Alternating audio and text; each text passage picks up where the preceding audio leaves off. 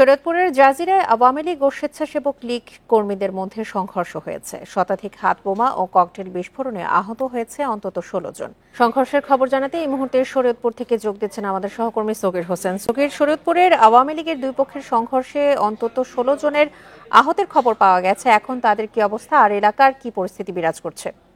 Bundle থাকলে প্রতি সেনমানিতে টাকা বাঁচবে। বিকাশ সেনমানি বান্ডেল কিনে জিতুন প্রতি লেনদেনে। শরীয়তপুরের জাজিরা যে বিলাসপুরে সংঘর্ষ ঘটনা ঘটেছে সকালে, আর আমরা শুনেছি সেই সংঘর্ষে প্রায় শতাধিক ককটেল বা হাতবোমা যাকে বলে এটা বিস্ফোরণ ঘটিয়েছে দুটি পক্ষই। তো এর ভিতর এই সংঘর্ষের সময় অন্তত 16 জন আহত হন। এই আহতদের জাজিরা উপজেলা স্বাস্থ্য কমপ্লেক্সে ভর্তি করা হয়, পাশাপাশি বেসরকারি যে হসপিটালগুলো আছে সেখানে ভর্তি করা হয়।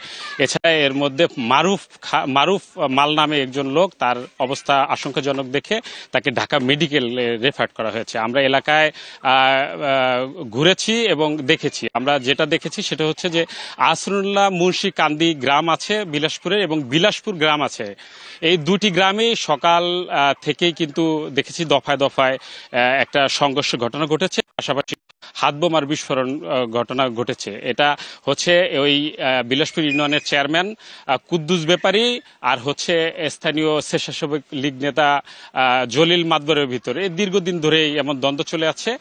আজকে সকালে হঠাৎ করে বাকবিতণ্ডার এক তুচ্ছ ঘটনাকে কেন্দ্র করে এরকম সংঘর্ষ ঘটে, এবং আমরা দেখেছি প্রায় 2 ঘন্টা যাবৎ এই মাঠের মধ্যে এমন ককটেল বিস্ফোরণ ঘটানো হচ্ছে। তো আমরা স্থানীয়দের সাথে কথা বলেছি, তারা যেমনটা জানিয়েছেন যে এই মাতবর এবং এই যে ব্যাপারীর পরিবারের মধ্যে প্রায় 10 থেকে 15 বছর যাবৎ তাদের দ্বন্দ্ব চলে আসছে। তারই ধারাবাহিকতা এই যে কুদ্দুস ব্যাপারী এবং জলিল মাতবর এই ঘটনা, তাদের দুই পক্ষে এই ঘটনা ঘটাচ্ছে।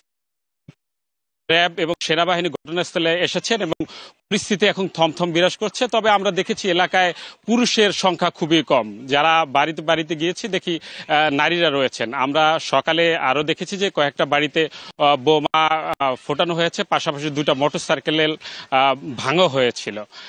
এই ছিল জাজিরা বিলাসপুর থেকে সর্বশেষ। শরীয়তপুরের জাজিরায় আওয়ামী লীগের দুই পক্ষের সংঘর্ষের বিষয়ে জানাচ্ছিলেন আমাদের সহকর্মী সগীর হোসেন।